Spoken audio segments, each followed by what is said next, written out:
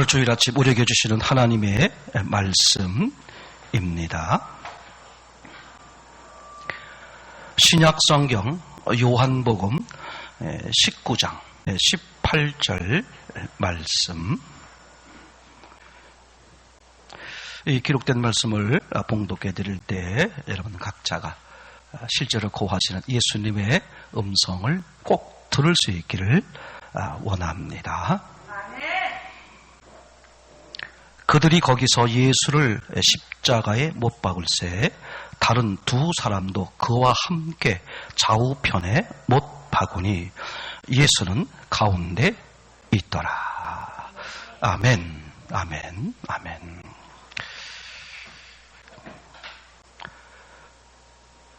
오늘 제목을 하나님의 인생, 임재 이렇게 표현했어요. 사실은 이게 좀 불경스러운 말일 수 있죠. 하나님의 인생. 하나님의 인생이 어디 있어요, 그죠? 인생이란 단어를 쓸 때는 제가 알기로는 사람에게 쓰는 거죠, 그죠? 그래서 하나님의 인생이란 말이 마땅치 않은데, 제가 하나님께서 인간으로 오셨잖아요. 성육신. 그래서 하나님이 인간으로 오셔서 사시는 그 모습. 그걸 표현하려고 하다 보니까 제가 하나님의 인생 이렇게 표현했어요. 혹시 좀 걸리시면 예수님의 인생 이렇게 생각했으면 좋겠어요. 그러니까 하나님의 인생, 예수님의 인생, 곧 인생의 목적이 뭐다?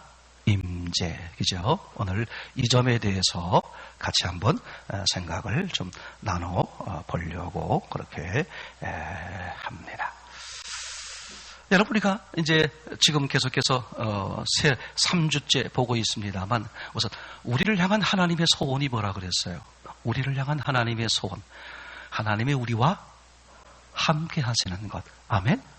뭐 하는 거라고요? 하나님이 우리와 함께 하시는 거겠죠.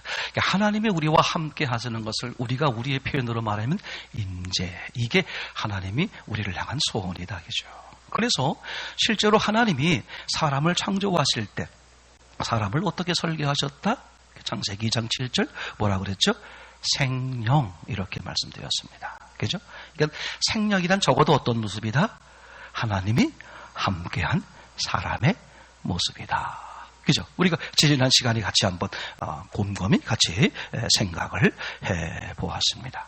그러니까 하나님의 설계 창세기 2장 7절 생령 하나님이 함께한 사람 그걸 우리의 표현으로 말하면 임재다. 그죠?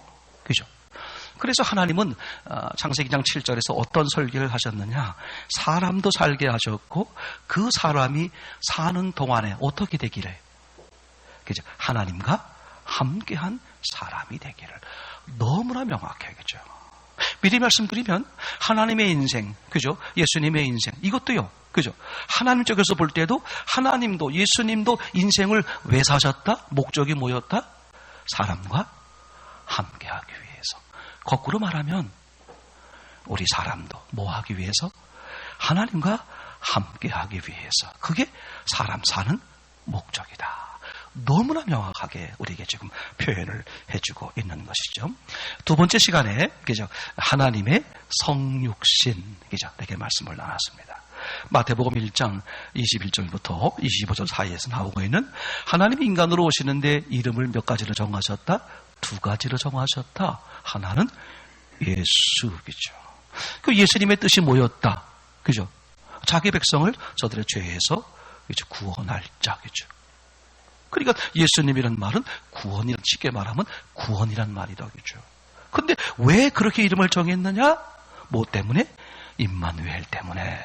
그래서 하나님께서는 구약 사람들에게, 구약 선지자들에게 그죠? 오실 분의 이름을 뭐라고 지으라고 계획하셨다?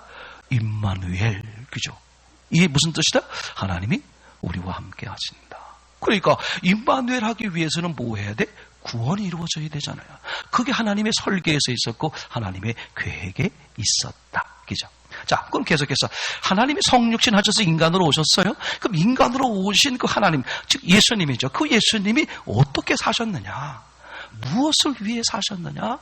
그걸 한번 우리 다시 한번 잘 정리를 해보자는 것입니다. 제가 그걸 정리하기 위해서 오늘 함께 제가 읽어드린 요한복음 19장 8절 말씀을 가지고 하나님이 인간으로 오셔서, 즉 예수님은 인생을 어떻게 사셨느냐, 어떤 목적으로 사셨느냐, 어떤 방법으로 사셨느냐, 결국은 무엇하기 위해서 하셨느냐, 그걸 우리 같이 한번 생각해보자 하는 의미에서 요한복음 19장 18절을 함께 같이 나누게 되었습니다. 우선 먼저 우리가 염두에 둘 것은, 그죠? 예수님의 일대기를 기록하고 있는 성경책이 복음서라고 말하잖아요. 근데 복음서는 대개 몇 개로 되어 있습니까? 4개로 되어 있어요. 마태복음, 마가복음, 누가복음, 요한복음 4군데 기록되어 있죠. 여러분 참 이상한 거예요. 다른 성경들은 대개 겹치기로 기록된 것도 간혹 있지만 이렇게 4군데나 겹치도록 예수님의 일대기를 마태, 마가, 누가, 요한 4군데나 기록한 건 성경 어디에도 없어요. 마치 예수님 일대기를 왜 네 책에다가 기록했을까? 거기다가 우리가 또 생각해 볼 게 뭐라 그랬죠? 이 4책에 기록됐는데 4책이 똑같은 것도 있지만 뭐도 있다. 조금씩 다른 점도 있더라. 그 점을 여러분 우리가 아주 중요하게 생각을 해봐야 되는 것이죠. 그래서 일명 신학자들이 말씀하실 때 마태, 마가, 누가를 공관복음 그렇게 말합니다. 같은 관점에서. 그죠? 그러면 요한복음은 공관복음에서 빼놨으니까 적어도 세 복음서의 관점은 아니다 그런 말이죠. 그렇다고 해서 하나님 말씀이 아니거나 예수님 이야기가 아닌 게 아니죠. 똑같은 예수님 이야기임에도 불구하고 관점을 달리해서 기록하고 있다. 근데 정확히 말하면 마태, 마가, 누가 세 복음서도 같은 점도 있지만 부분적으로 다르게 기록된 점도 있다. 그 왜 그렇게 기록했을까? 예수님을 4가지, 4군데서 입체, 표현이 이상하지만 동서남북 4군데서 예수님을 입체적으로 보물어서 예수님이 어떤 분인지, 예수님이 하시는 일이 무엇인지 그걸 입체적으로 더 명확하게, 정확하게 보게 하기 위해서 하나님께서 특별히 예수님에 대한 기록, 복음서를 4가지 관점, 4군데로 기록하게 하셨다. 이걸 이제 우리가 같이 보게 되는 거죠. 예를 들어 볼게요. 여러분, 가상칠언 기억하시나요? 예수님이 십자가에서 어떻게 하신 것이죠? 하신 7마디의 말씀, 그죠? 7개의 말씀을 하셨단 말이죠. 근데 이 7개의 말씀을 기록한 복음서의 곳이 조금씩 다르게 되어 있다고 그랬죠? 한번 그 점을 이제 가만히 생각해 보는 겁니다. 우선 마태복음, 마가복음에 기록되어 있는 내용이 뭐였습니까? 엘리, 라마, 사박다니. 대단히 중요한 거예요. 그죠? 근데 그게 왜 마태복음에 그렇게 돼 있고 마가복음에 그렇게 돼 있고 그런 게 아니라 마태, 마가에 똑같이 돼 있어요? 엘리, 라마, 사박다니. 그죠? 하나님, 어찌하여 나를 버리시나이까? 그죠? 이거를 마태복음, 마가복음 동일하게 써놨단 말이에요.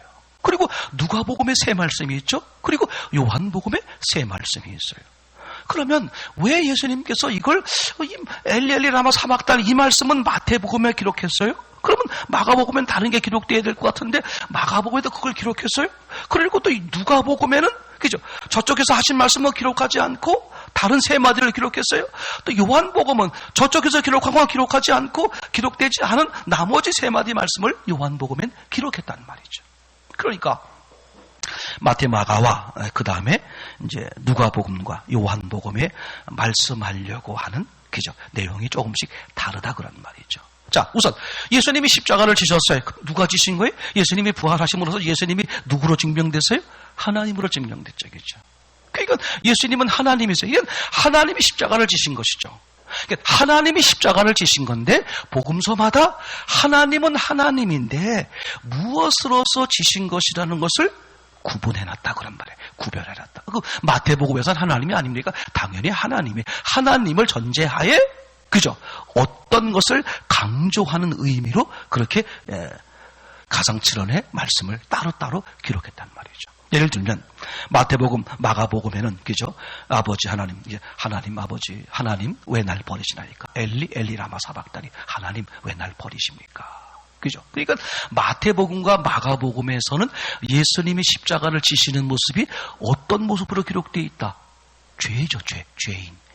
죄인으로서 십자가를 지시는 모습. 다시 말씀드릴게요, 여러분. 이게 아무것도 아닌 게 아니에요. 내가 보고 싶은 대로 보지 마세요. 신앙생활은 있잖아요.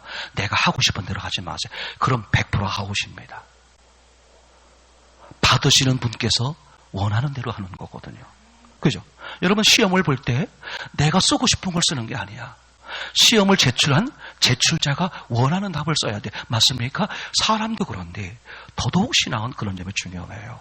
여러분들이 신앙생활을 하기로 마음 먹고 그렇게 삶을 사신다면 적어도 최소한의 기본이 뭐야? 원하시는 대로. 주께서 원하시는 게 뭐냐? 그러면 주님께서 똑같은 십자가를 지시는데 왜 복음서마다 그죠? 다르게 기록돼 놨을까? 그래서 마태복음, 마가복음 보니까 동일한 말씀이 기록돼 있어요. 엘리엘리나 사막다니 왜 나를 버리십니까? 그러니까 마태와 마가에선 하나님이 십자가를 예수님이 십자가를 지심에도 불구하고 죄인된 모습으로 십자가를 지시는 것으로 기록해 놨다. 아멘. 누가복음에 세 말씀 나오죠. 어떤 얘기가 나옵니까? 아버지요, 저희의 죄를 사하여 주옵소서. 저들이 하는 짓을 알지 못함입니다. 그런 말씀이 나오죠. 또 한 가지가 뭐겠습니까? 그죠? 한쪽 편 행악자가 뭐라고 말했죠? 그죠? 예수여, 당신 나라에 임하실 때 나를 기억하소서. 그렇게 말하니까 뭐라고 말해? 내가 오늘 나와 함께 낙원에 이루리라 그랬습니다. 그죠? 그리고 세 번째, 누가복음에 기록되어 있는 예수님의 표현이 뭐였습니까? 아버지여, 내 영혼을 아버지께 뭐합니다? 부탁하나입니다. 그죠? 그러니까 누가복음에서의 그 예수님, 하나님이시죠? 근데 그 예수님이 누가복음에 이 세 말씀을 기록했는데 공통점이 뭐냐 하면 참 놀라워요. 어떤 역할로 십자가를 지시냐고 강조하고 있냐면 중보자, 죄인과 행악자와 하나님 사이의 중보자 역할. 그래서 예수님이 우리에게 무슨 역할을 하셨어요? 중보자 역할을 하셨잖아요. 철저하게 중간 역할을 해주시는 분. 그렇게 기록되어 있죠. 그 다음에 요한복음에 세 마디가 기록되어 있는데, 그죠? 요한복음에 뭐라고 써 있습니까? 여자여 보소서 아들이니이다. 그죠? 엄마 마리아에게 그죠? 누구를 가리키면서? 요한을 가리키면서 아들입니다. 그렇게 말하는 장면 나오죠. 두 번째는 뭐라고 말합니까? 내가 목마르다. 그리고 세 번째는 뭐라고 말해요? 다 이루었다. 그죠? 그러니까 똑같이 예수님의 십자가를 지심에도 불구하고 마태, 마가의 모습과 누가의 모습과 요한의 모습은 달라요. 요한복음의 기록에서의 모습은 어떤 모습으로 기록되어 있냐면 예수님이 하나님이죠. 그런데도 요한복음으로서는 어떤 모습으로 기록되어 있냐면 하나님으로서. 요한복음 1장 1절이 말씀이 있었고 말씀이 하나님과 함께 있었고 말씀이 육신이 되어 오신 것이 예수님이잖아요. 그렇죠? 그러니까 요한복음은 철저하게 하나님으로서 기록되어 있는 장면들이 나오죠. 여러분 십자가를 지실 때 예수님이 막 고통당하고 조롱당하고 희롱당하고 침뱉음당하고 막 그런 장면 나오잖아요. 놀랍게도 요한복음에 그런 모습이 나타나지 않죠. 그죠? 예수님이 십자가를 지고 가다가 견딜 수 없었어요. 십자가를 지지 못하게 생겼어요. 그래서 어떻게 돼? 구레네 시몬을 대신 강제로 지게 하죠. 근데 그게 요한복음에 등장하지 않는단 말이에요. 그죠? 그러니까 요한복음엔 철저하게 뭐예요? 희롱당하고 침뱉음당하고 그런 굴욕당하는 장면이 없어요. 당당하게 십자가를 지고 가는 모습으로 기록되어 있죠. 그러니까 똑같은 이제 십자가 사건임에도 불구하고 요한복음에서는 뭘 강조하고 있다? 그죠? 다른 복음서와 다르게 하나님으로서 당당하게 지고 가는 모습을 기록되어 있다. 지금 제 말씀 이해가 되고 있습니까? 그죠? 자, 그걸 제가 조금만 더 설명을 해볼게요. 지금 이 해골산이라고 말하는 골고다 언덕길을 지금 예수님이 십자가를 지고 가는 장면인데 거기에 이제 가만히 보세요. 세 개의 십자가가 이제 기록되는데 19장 18절 저희가 거기서 예수를 십자가에 못 박을새 다른 두 사람도 그와 함께 좌우편에 있더니 예수는 그 가운데 있더라. 그렇게 되어 있어요. 즉 예수님이 십자가를 다루실 때 십자가가 몇 개 서 있었어요? 몇 개 서 있었다고요? 몇 개 서 있었다고요? 세 개가 서 있었어요. 그죠? 여러분 생각해 보세요. 왜 세 개가 서 있었을까? 근데 세 개가 서 있는 모습이 너무너무 이상해요. 우선 이제 마태복음 27장 38절을 제가 읽어드리면 이때에 예수와 함께 강도 둘이 십자가에 못 박히니. 그러니까 또 마가복음 볼게요. 강도 둘을 예수와 함께 십자가에 못 박으니. 그러니까 그죠? 마태복음, 마가복음에서는 예수님이 십자가에 달리시는데 십자가가 세 개가 달렸어요. 근데 양편에 누가 달렸다는 거예요? 강도가. 자, 누가복음 보겠습니다. 누가복음 23장 33절에 보면 예수를 십자가에 못 박고 두 행악자도 그렇게 하니. 그죠? 양쪽에 누가 달렸다는 거야? 이번엔 행악자야. 그 마태 마가에서 뭐라고 돼 있어요? 강도라고 돼 있어. 누가복음 뭐라고 돼 있어? 행악자라고 돼 있어. 그럼 요한복음 보겠습니다.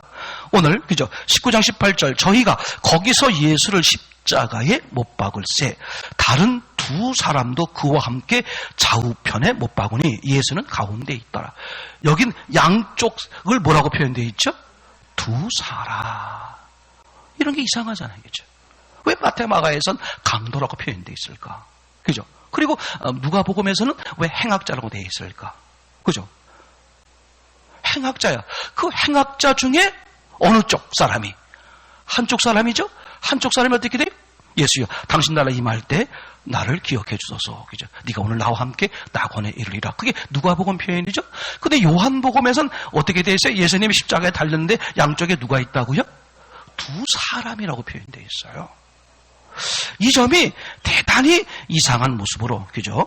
생각되는 거죠. 그러니까 마태 마가에서는 두 강도로 표현되어 있고 누가복음에서는 행악자로 표현되어 있고 그 다음에 요한복음에서는 두 사람 이렇게 표현되어 있다. 제가 지금 그죠? 이 마태복음, 마가복음, 누가복음, 요한복음 네 군데가 다 예수님의 일대기를 기록되어 있는 거죠. 그런데 이상하게 이제 가상칠언을 예를 들었습니다만 이 기록의 내용들이 조금씩 다르게 돼 있다. 근데 다르게 돼 있는데 이 십자가상의 가상칠언을 보니까 어떤 점을 강조하고 있더라. 마태, 마가는 누구를 강조하고 있더라? 죄인된 모습으로 예수님이 십자가에 달리는 것으로 누가복음은 무슨 모습으로? 그죠?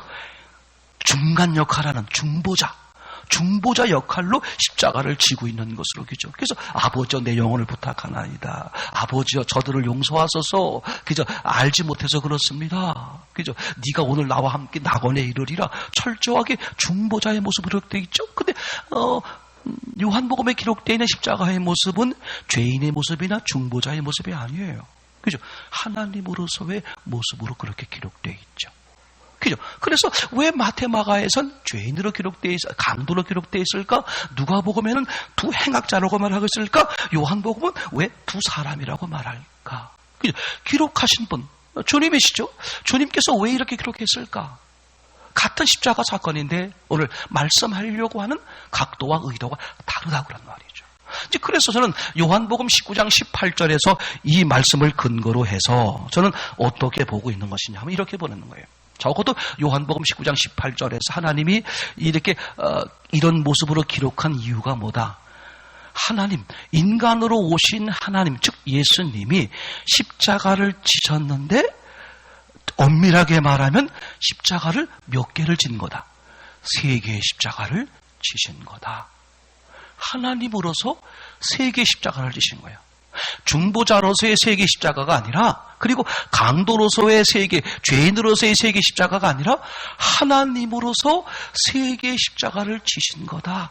그런 의미를 생각해 볼 수 있다. 그런 얘기예요. 오늘 그걸 한번 같이 나누려고 그러는 겁니다. 그러면 하나님께서 첫 번째, 즉 예수님, 하나님이 인간으로 오신 모습, 예수님이죠. 예수님으로서 첫 번째로 지신 십자가가 뭐냐? 저는 그걸 뭐라고 말하냐면 인자 십자가다 이렇게 말한다겠죠.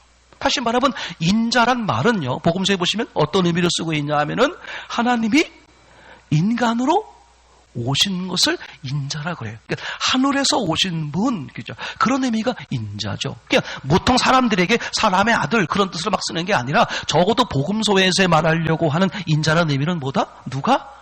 하나님이 하늘에서 오신 분, 하나님이 인간으로 오셨을 때 뭐라고 표현한다? 인자라고 표현한다.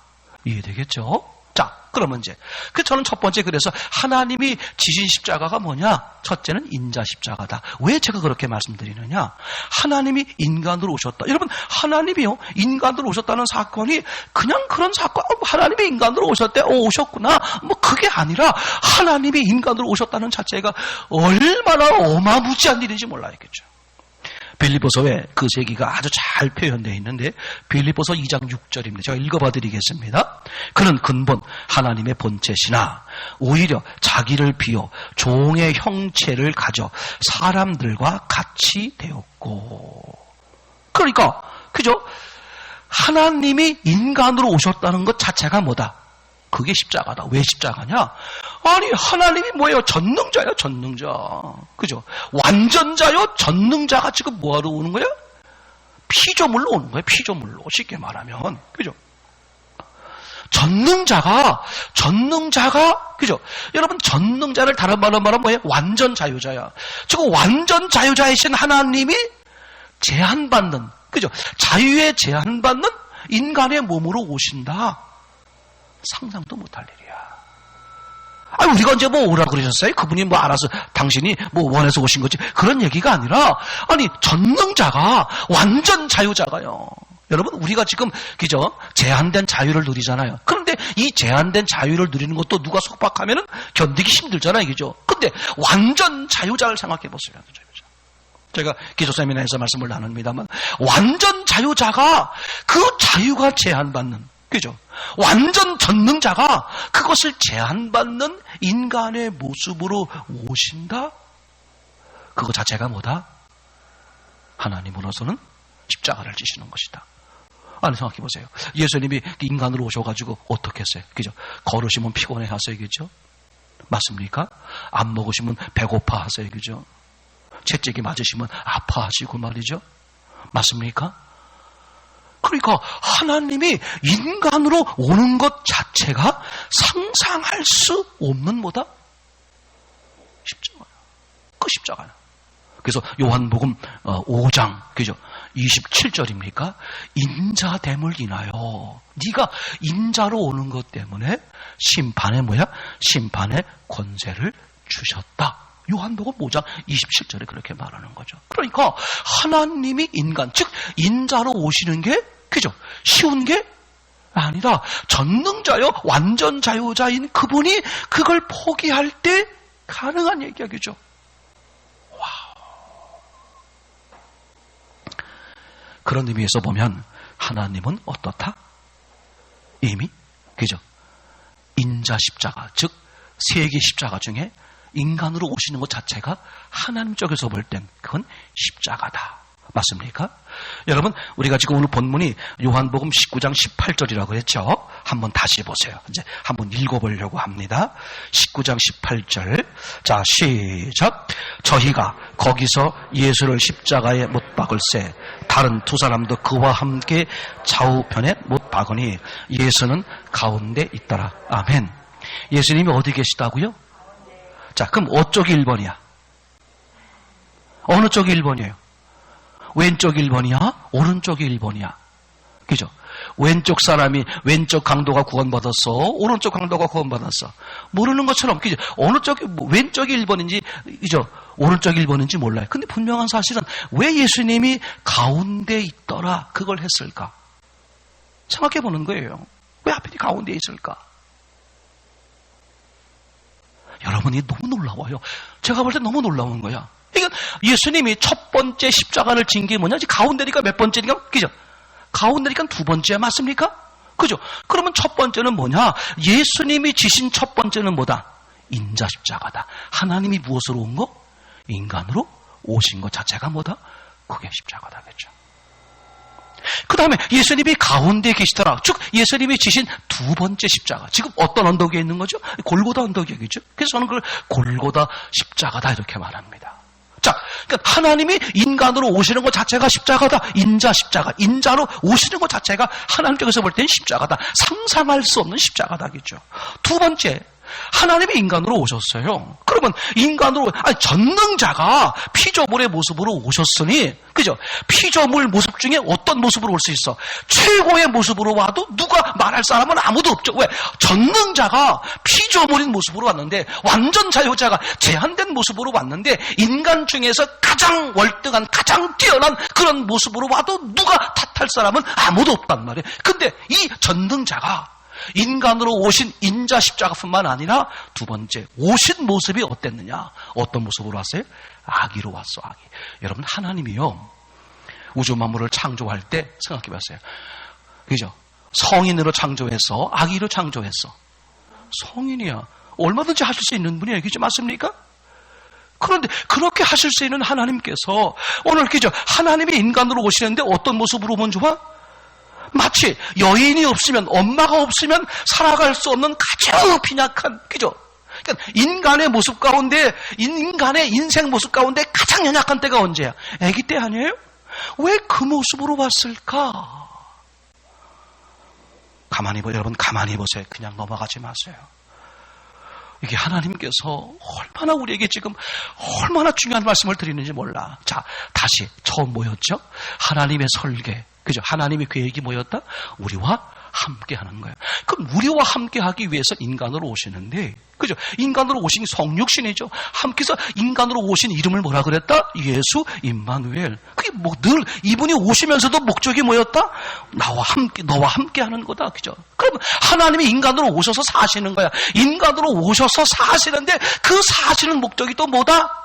그걸 지금 확인해 보는 거예요. 그죠? 그러니까 하나님이 인간으로 오신 것 자체가 십자가다. 그럼 두 번째 십자가, 인간으로 오시는데 인간 중에서도 가장 뛰어난 분으로 오실 수 있는데 인간 중에서 가장 약한 모습, 그죠? 가장 빈곤한 모습, 가장 약한 모습으로 지금 어떻게 돼요? 등장하고 있는 게 여러분 이상하죠. 그죠? 여러분 패션 오브 크라이스트 그런 영화 보셨잖아요. 그죠? 거기 보게 되면 예수님이 얼마나 그 십자가를 지고 가시면서 상상할 수 없는 고통을 당하죠. 그죠? 채찍에 맞으시고, 그죠? 쓰러지고 말이죠.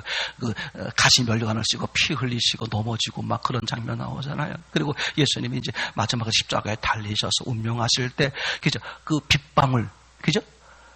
하나님의 눈물방울이라고 표현하잖아요. 그 눈물방울 하나 떨어지는 장면 우리가 기억나십니까? 그죠? 정말 아니 하나님이 인간으로 오신 것 자체가 십자가인데 인간으로 오셔서 어떻게? 가장 최악의 가장 처참한 모습으로 사시는 거예요. 그걸 구체적으로 보면 하나님이 인간으로 오시는데 그죠? 왜 그죠? 다 큰 그죠? 권력이 있고 뭐가 있는 성인으로 오지 않고 아기로 오셨냐 그러죠. 두 번째 어디 태어났어요? 베들레헴. 그죠? 여러분 생각해 보세요. 아니 베들레헴 근처에 뭐가 있는데 예루살렘 왕궁 있잖아. 왕궁. 그죠? 아니 인간으로 오신 것 자체가 인간으로 오신 것 자체가 희생인데 인간 중에서도 가장 최고의 높은 왕으로 와도 누가 아무 말할 것이 없을 것 같은데 인간 중에서도 어떤 모습으로 왔어요? 아기로 왔을 뿐만 아니라 어떤 동네에 왔어? 베들레헴. 이 양이면 왕, 그죠? 왕으로 있는 왕자의 모습으로 오지, 그죠? 베들레헴, 그죠? 그리고 어디에 누웠어? 어디에, 그죠? 어디에? 마구간, 그죠? 마구간도 어디? 짐승 밥통 누일 데가 없어서, 그죠? 하나님이 오셨는데 하나님이 누일 데가 없어서 짐승 밥통에 누웠다는 거예요. 그게 우리에게 시사하는 바가 얼마나 중요한 거죠.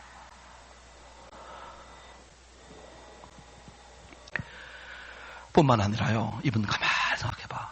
그죠? 부모가 왕족이면 말도 안 해. 그죠? 목수야, 목수. 그죠? 족보도 거의 없어 보이는 그런 엄마. 그죠? 아니, 그런 집에 아주 가난한 집에 갓난 아기로 태어났어. 기껏 예수님이 자라나면서요, 그죠? 누구와 주로 친구로 지냈어? 세리, 창녀, 죄인. 그 당시로 말하면 뭐야? 인간 중에서 가장 하층이야, 하층. 너무 신기하잖아요, 그죠? 아니, 왜 그랬을까? 하나님이 인간으로 오신 것만 해도 어마어마한 희생인데 왜 인간으로 사시면서 가장 낮은, 가장 처참한, 가장 하찮은 모습으로 지금, 그죠? 지내고 있는 모습을 우리가 발견하게 되는 거죠, 그죠? 그 예수님이 태어났을 때도요, 생각해봐. 하나님이 인간으로 오신 거잖아. 그럼 누가 와서 환영해야 돼? 왕족부터 해서 그 지도자들, 그죠? 그런 분들이 우르르 몰려나와가지고 그냥 막 왕이시여 막 그렇게 해야 되는데 아무도 안 오고 어떤 사람이야? 그 당시에 목동이 오죠. 당시에 목동은 뭐야? 가장 하층 계급에 속한 사람이잖아요. 맞습니까? 그죠? 그 다음에 뭐야? 이방인, 정말 왕을 기다리는, 그죠? 메시아를 기다리는 유대인들은 하나도 나타나지 않고 기껏 온 사람들이 뭐야? 동방박사, 이방인이야, 이방인. 점치는 사람들. 사람 취급도 안 하는 이방인이 나와서 그 예수님을 환영해. 철저하게 지금 하나님은 인간으로 오신 것만 해도 어마무시한데, 그죠? 인간으로 오신 모습이 가장 하찮은, 환영받지 못하는 가장 하찮은 모습이죠. 이사야서는 뭐라고 말합니까? 그죠? 너무나 몰골이 시원찮아서 사람들이 봐줄 게 없다, 버림받는 모습, 그렇게 표현되어 있지 않아요? 그죠? 난 이 정도로 생각하면, 그죠? 그리고 평생 사시는데 어디서 살아? 나사렛, 그죠? 누굽니까? 빌립입니까? 바돌로메입니까? 뭐라고 말해요? 그 나사렛에 무슨 선한 게 나겠느냐? 그죠? 이거 완전히 버림받을 만한, 기억할 수도 없는 정말 하찮은 존재의 모습으로 예수님이 사시는 것을 우리가 이제 보게 되죠. 그죠? 그리고 생각해 보세요. 하나님이 인간으로 오셨는데, 그죠? 아니, 다들 환영하고요. 환영을 못할 망정 욕은 하지 말아야 될 거 아니야. 근데 메시아를 기다리는, 그죠? 제사장부터 해서 유대인의 왕부, 이 사람들이 다 뭐 했습니까? 예수님을 모욕하고요. 그죠? 침뱉고 결국 어떻게 예수님을 죽이시는 거야.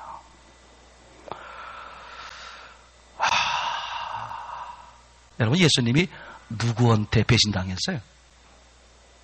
예수님이 제자야. 아니, 하나님이 인간으로 오셔서 가장 낮은 모습으로 사셨고, 그래서 그 몇 명 제자들을 데리고 있는데, 누구한테 배신받아? 그 가장 가깝게 지내는 제자한테 배신을 당해. 그렇게 하나님이 인간으로 오셔서 처참한 모습. 그리고 마지막에 뭐 하는 거야? 그 골고다 언덕에서 죽으시는 거예요. 저는 이 가운데 있는 이 예수님, 이게 두 번째 하나님이 인간으로 오셔서 지시는 십자가다. 무슨 십자가? 골고다 십자가. 여러분, 우리가 잘 알고 있는 것처럼요, 데살로니가 전서 5장 10절에 뭐라고 말하고 있다고요? 예수께서 우리를 위해 죽으시면 왜 그런 거다? 우리가 잠을 자나 깨어 있거나 우리와 함께 뭐 하려고? 영원히 살아주시기 위해서. 그러니까 하나님의 소원은 저 끝에서부터요. 내가 너구만 살 수 있다면 내가 무슨 짓이든 다 한대. 내가 창조주가 피조물로 올게. 그리고 피조물로 와가지고 그 피조물들한테 다 버림받고, 피조물들한테 다 모욕당하고, 피조물들한테 다 그렇게 당해줄게.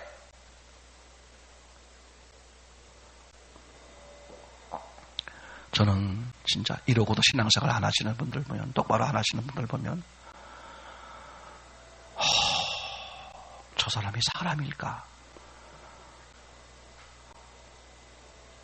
진짜 사람일까요? 죄송한 얘기로 말하면 이건 분명히 우리가 사람의 탈을 쓰고 있는 거야. 그렇게 생각해봐. 아니, 전능하신 하나님이 뭐가 아쉬워서? 그죠? 여러분, 그분이 우리와 함께 하는 것, 임재죠? 임마누엘, 함께 하는 것. 지난 시간 같이 나눈 것처럼 하나님은요, 우리가 하나님을 배반할 줄 알았어요, 몰랐어요? 그래서 마지막 그 아들까지도 죽이는 걸 알았어요, 몰랐어요? 죽이고 나서도 뻔뻔하게 손 털고, 그죠? 내 마음대로 살 걸 알았어요, 몰랐어요? 아시면서도 하나님은 처음부터 그걸 아시면서도 그 계획을 포기하지 않으셨다. 아멘? 뭐 때문에? 요한일서 때문에, 그죠? 하나님은 사랑이시니라. 그 사랑을 거부하고, 여러분 잘 들어봐요. 그 사랑 거부하고 50년, 100년 살았다고 합시다. 나중에 당할, 무섭지 않으세요? 두렵지 않으세요, 정말? 아니, 그 모습으로 살아가는 친구나 이웃이나 형제들 보면 괜찮아요? 밥이 그냥 넘어갑니까? 잠이 그냥 그대로 옵니까? 어떻게 그게 사람 얘기죠? 그 걱정은 하지 않고, 어떻게 하면 더 잘 먹지? 어떻게 하면 더 돈을 벌지? 어떻게 하면 내가 자존심 지킬 수 있지? 어떻게 하면 내가 인정받을 수 있지? 그게 사는 거냐 이거야. 그게 사는 거냐 있잖아. 생각해봐요. 아니, 이상하지 않아요? 여러분, 똑같이요, 예수님이 십자가에 죽으실 때 3개의 십자가가 있다는 게 다 복음서보다 표현되어 있는데, 그죠? 양쪽에는 두 강도가, 누가복음에서는 그죠? 두 행악자가, 그리고 그죠? 요한복음에서만 두 사람이, 그래 놓고 예수는 가운데 있더라. 그걸 굳이 요한복음에서 써놨어. 가운데 있다고 써놨어. 지금 예수님이 그 장면이 무슨 골고다 언덕이죠. 그러니까 골고다 언덕에서 지는 십자가가 가운데 두 번째다 그런 말이죠. 그럼 먼저 무슨 십자가를 졌어? 인간으로 오시는 자체의 십자가, 전능자가 나와 임재하기 위해서, 나를 살리기 위해서, 그죠? 인간으로 오시는 것을 마다하지 않았다 그런 말이죠, 그죠? 인간으로 오신 것 자체도 좋은데 어떻게 왔다고요? 인간 중에서도 가장 하찮은 모습, 가장 하층 계급, 그죠? 모욕당하고 수치를 당하고, 그죠? 결국은 예수님을 십자가에 죽이시잖아요. 죽이는데도 예수님 뭐라고 말해요, 그죠? 아버지 저들을 용서하소서. 알지 못해서 그래요. 알지 못해서. 여러분 알지 못해 그래요. 예수님이 하나님이시지 모르십니까, 그죠? 예수님이 부활한 걸 모르십니까? 저들은 모른다고 할지라도 저와 여러분들은 알잖아요, 그죠? 그 많은 우리가 어떻게 그럴 수 있냐 이걸 말이죠. 어떻게?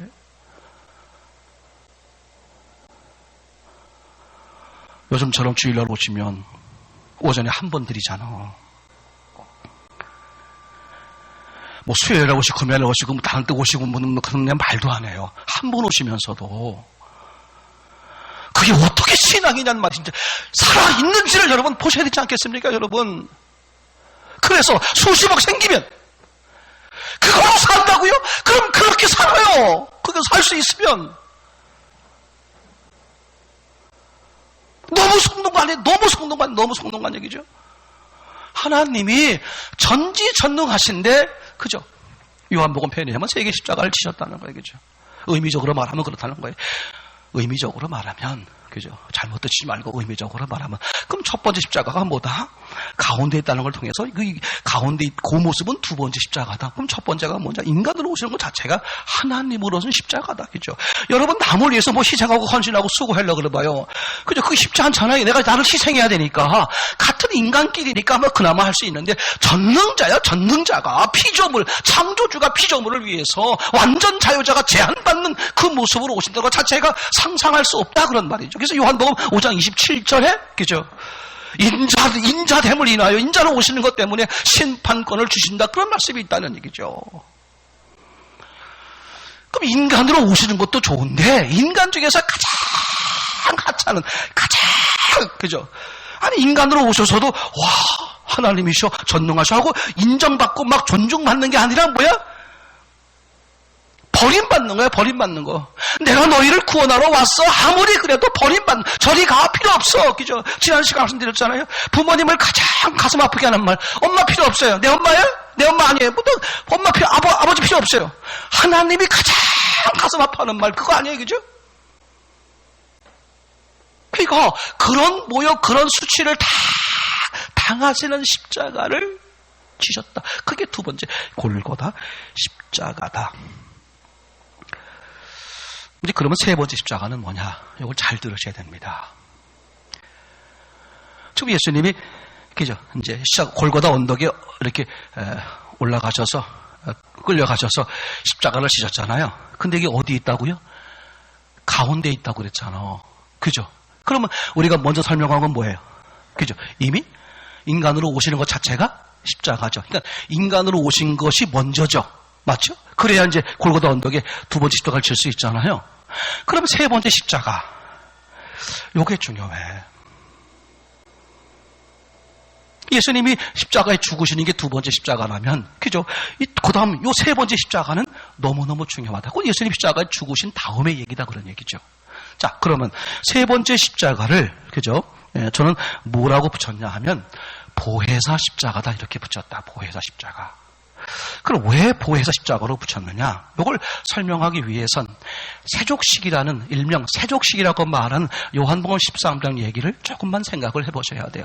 여러분 조금만 생각해 보세요. 이게 성경에요 중요하게 여길 만한 사건일수록 잘못하는 경우가 많다. 난 그래서 악한 영이 정말 존재한다. 그거 확실하게 믿어요. 요한복음 13장 일명 세족식이라고 말하는데 섬김에 대한 아주 중요한 말씀을 하시죠. 근데 그보다 더 중요한 뜻이 있는데 그게 무슨 뜻이냐? 요한복음 13장 일명 세족식을 하고 있는 요 날이 어떤 날이냐 하면 그죠? 여러분 기억하세요. 요한복음이 예수님의 일대기를 기록하고 있다. 근데 요한이라는 분이 그 예수님의 일대기를 기록하는데 자기가 쓴 게 아니라 주님이 그렇게 쓰라고 했죠. 이제 그렇게 요한복음을 기록하는데 예수님의 일대기를 21장으로 기록하고 있는데 요 한날 밤 사건을 자그마치 5장을 할애하고 있다. 13, 14, 15, 16, 17 5장을 기록하고 있어. 이상하잖아요. 다른 복음서는 안 그렇게 되어 있는데 그죠? 예수님의 일대기를 21장으로 기록되어 있는데 한날 밤 사건을 요한은 5장을 할애하고 있다. 그러면 요 한날 밤 사건이 무진장 요한복음에선 중요하다 그런 말이죠. 그 한날 밤 사건의 핵심이 뭐냐면 지금 요 세족식 사건이에요. 그러면 이게 얼마나 중요한 일이에요. 요 세족식 사건 다음에 예수님이 밤에 이제 기도하시다가 끌려가시고 그리고 이제 죽으시는 거예요. 그러니까 예수님은 당신이 끌려가시고 죽으시는 것을 아시잖아요. 그죠? 그 마지막 제자들하고 함께 보내는 밤이야. 그죠? 그러면 예수님이 이 날을 얼마나 중요하게 여기겠어요? 하나님이 인간으로 오셔서, 그죠? 제자들과 함께 지내다가 마지막 날 밤을 보내시는데 하나님이 대충 보내겠습니까? 얼마나 중요하게 행하겠어요? 이날 중요하게 행한 예식이 2가지가 있는데 하나는 성찬식이고 하나는 세족식이다. 그렇게 말씀을 드리잖아요. 이제 그런 점에서 대단히 중요하다. 성찬식은 너무 놀라워요. 마태, 마가, 누가에는 기록되어 있는데 요한복음에 기록되어 있지 않아. 요한복음은 신기하게도 성찬식 얘기는 빠져 있고, 그죠? 뭐가 빠져 있어요? 뭐가 들어있어요? 요 세족식이 기록되어 있단 말이죠. 그러면 이제 세족식이라는 것이 어떤 의미를 가지고 있느냐? 먼저 성찬식. 그러니까 성찬식이란 뭐냐? 떡을 떼어주며 가라사대. 그죠? 받아 먹어라 내 몸이다. 그죠? 그 다음에 뭐냐? 잔을 주시면서 뭐라고 말해? 내가 너에게 그죠? 너희의 죄를 해결하는 그죠? 뭐해? 언약의 피다. 그렇게 말하잖아요. 그러니까 성찬식의 의미는 정확히 말하면 그냥 핵심적으로 하나만 말하면 뭐냐면 너희가 나를 믿는다는 것은 너희가 나를 영접하면 이 성찬식의 떡처럼 내가 실제로 너희 몸 안에 들어간다. 그게 성찬식이죠. 맞습니까? 그러니까 하나님이 내가 어떻게? 피조물이 너희 몸 안에 들어온다. 이게 뭐다? 이게 성찬식이다. 즉 하나님인 내가 너희 죄를 위해서 죽었던 내가 부활한 내가 너희 몸에 들어감으로써 어떻게 된다? 너희 죄가 없어진다. 해결된다. 아멘. 그래서 성찬식을 다른 말로 말하면 하나님이 내 안에 들어오신다 그런 말이에요. 그게 마태마가 누가에 기록되어 있어요. 그럼 요한복음에 이게 기록되어 있지 않고 마치 세족식만 기록되어 있어요. 그럼 세족식은 뭐냐? 아주 이제 중요한 이제 의미가 되는 거거든요. 자, 어떤 의미가 되는 거냐 하면 요한복음 14장 16절, 17절에 그게 잘 기록되어 있어요. 우선 제가 읽어봐 드릴게요. 이제 당연히 우리는 유대인들이 아니고 이 배경을 모르니까 그냥 가만히 있지만 이 당시 사람들로선 당연히 이런 의문이 들 수 있단 말이죠. 어떤 의문이 드냐 하면 성찬식이 무슨 의미를 가지고 있다고요? 하나님이 내 안에? 그죠? 의미적으로 내 안에 들어온다 그런 얘기가 아니라 뭐 실제로 내 몸 안에 들어오신다 그런 말이에요. 아멘. 그러면 구약을 알고 있는 유대인들이요, 아니 전지전능하신 죄가 조금도 없으신 하나님이 어떻게 죄에 가득 툭하면 죄를 짓는 그런 내 속에 들어와서 계실 수 있느냐, 이런 의문, 당황스러운 의문이 생긴단 말이죠. 그건 14장 요한복음 14장 16, 17 때문에 그렇다. 읽어봐 드리면 이렇다고 말씀드렸어요. 내가 아버지께 구하겠으니 그가 또 다른 보혜사를 너희에게 주사 영원토록 너희와 함께 있게 하리니 그는 진리의 영이라. 세상은 능히 그를 받지 못하나니 이는 그를 보지도 못하고 알지도 못함이라. 그러나 너희는 그를 아나니 그는 너희와 함께 거하시며 또 너희 속에 계시겠습니다. 아니 이제 내가 가면 내가 그 보혜사가 오신다는 거야. 근데 보혜사가 어떻게 되냐? 그는 진리의 영인데 너희 안에 계시는데 얼마큼 계신다? 영원토록. 깜짝 놀라는 거예요, 유대인들은요. 아니, 전지전능하신 죄가 조금도 없으신 완전 거룩하신 그분이 맨날 죄를 짓는 내 몸 안에 들어와서 나와 함께 영원히 있겠다고요? 그게 말이 돼요? 그걸 설명하는 게 뭐다? 그게 세족식이다. 그렇게 말하지겠죠. 자, 그러면 이제 세족식의 내용을 조금만 이제 보면 어떤 거예요? 자, 예수님이 제자에게 묻는 거야. 야, 너희 몸 중에 가장 더러운 부분이 어디냐? 중동지방은 어디예요? 발이죠, 발. 그죠? 그 발을 내밀어라. 그 발을 씻겨요. 그게 내용이잖아요. 세족식이잖아요. 이게 의미가 뭐냐 하면 이런 거예요. 전지전능하신 하나님이, 죄가 없으신 완전 거룩하신 하나님이 죄덩어리인 너희 속에 들어와서 잠시도 아니고 어떻게 영원히 있을 수 있느냐. 그게 세족식이야. 너희 죄를 매일매일 씻기시는 심정으로 너희 안에 들어와 계시겠다. 한마디로 말하면 뭐야? 그게 임재의 비결이야. 어떻게 전지전능하신 하나님이 그죠? 내 안에 들어와서 영원히 나와 함께 계실 수 있느냐? 이게 하나님의 약속이란 말, 하나님의 계획이란 말이죠. 그럼 막연하게 하나님이 그런데 하고 땡 그럴 게 아니라 이게 사실 그럴 수 있느냐 하는 그런 말이거든요. 그럼 당연히 내 마음속에 이런 의문이 든단 말이에요. 내가 맨날 죄를 짓고 그러는데 어떻게 죄 없으신 하나님이 내 안에 들어와서 영원히 계실 수 있느냐?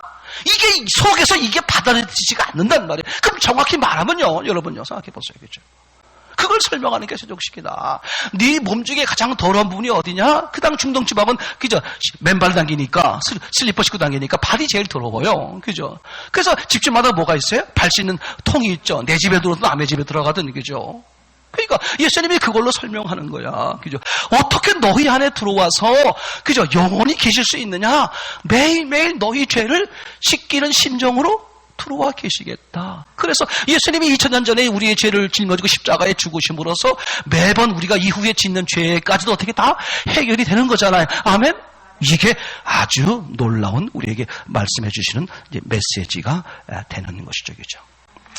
여러분, 그래서 이 세 번째 십자가, 저는 그 보혜사 십자가라고 그랬어요. 이걸 구체적으로 말하면 이런 거예요. 예수님이 십자가에 죽으시잖아요. 그리고 뭐 하십니까? 부활하시죠. 맞습니까? 뭐 한다고요? 한번 해보십시다. 부활. 참, 여러분.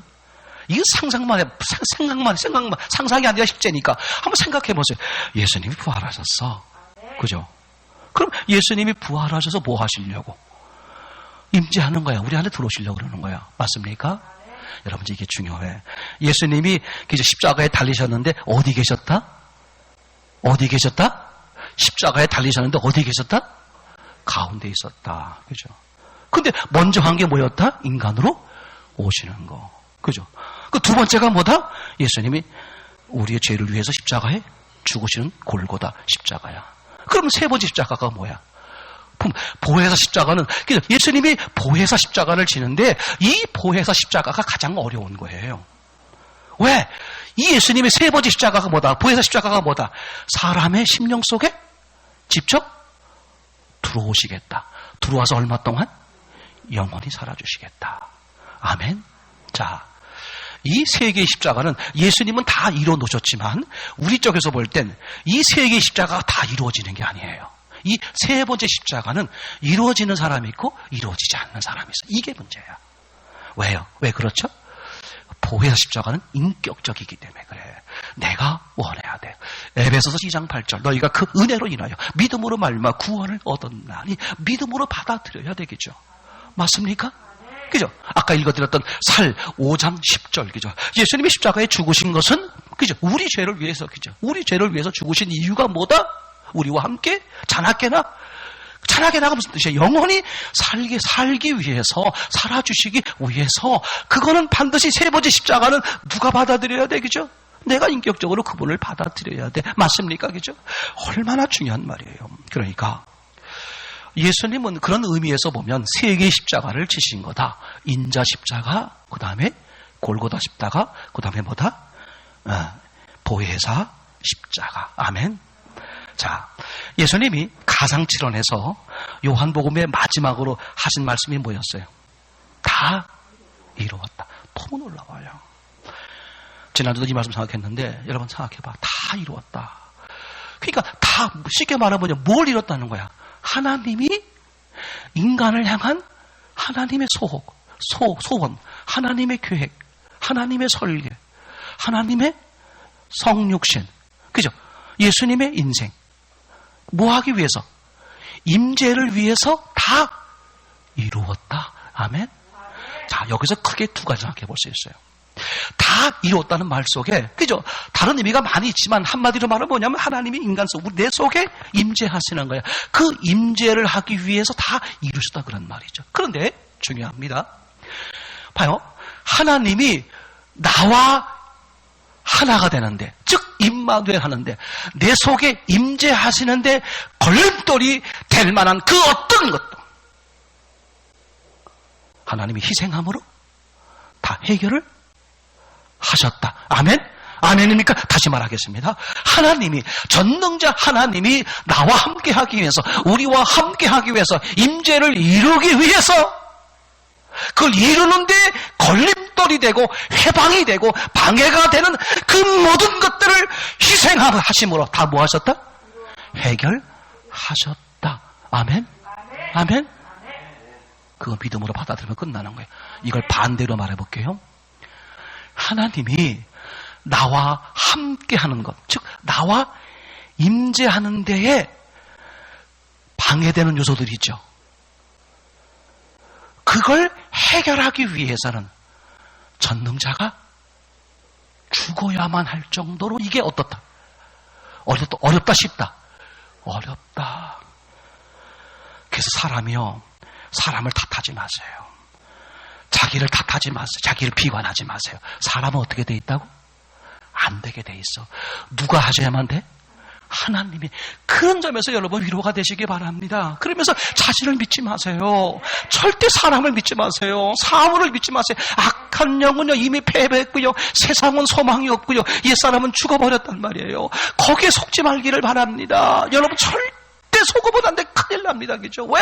무슨 뜻이냐? 다 이루었다는 말 속에는 네가 온전해지기 위해선, 네가 성공하기 위해선, 네가 평안한 삶, 행복한 삶을 위해선, 그게 하나님과 함께하는 삶인데, 그 하나님과 함께하기 위해서 그걸 방해하는 그 요소들이 하나님이 죽어야만 해결할 수 있는 문제다, 그런 말이죠. 그죠?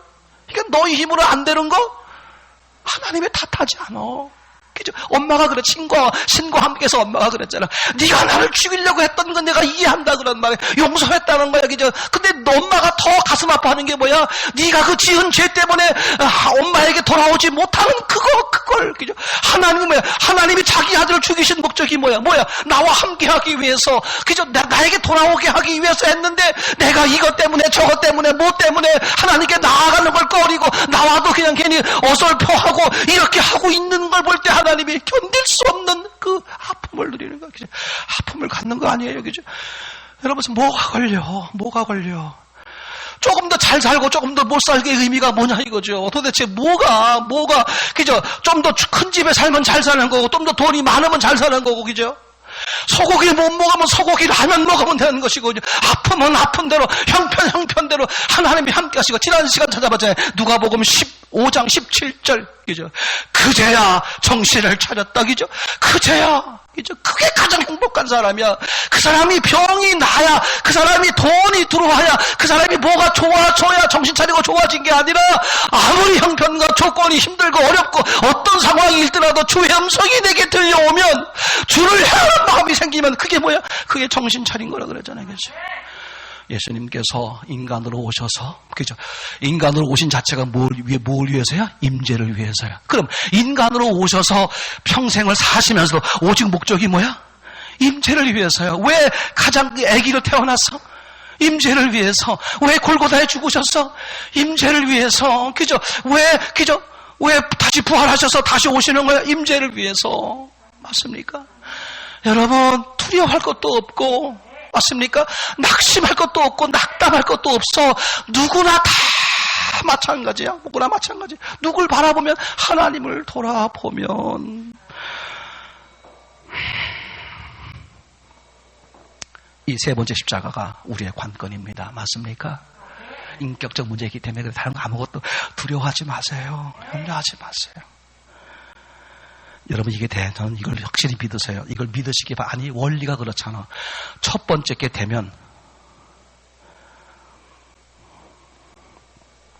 우리 하성이 아빠가 그런 마음을 가지고 있을 것 같은데, 다 마찬가지라고요. 저는 그거 확실히 믿어요. 첫 번째가 되면, 두 번째, 세 번째, 열 번째 돼요. 원리가 그래. 첫 번째가 안 됐는데, 두 번째, 세 번째, 다섯 번째 게 돼보세요.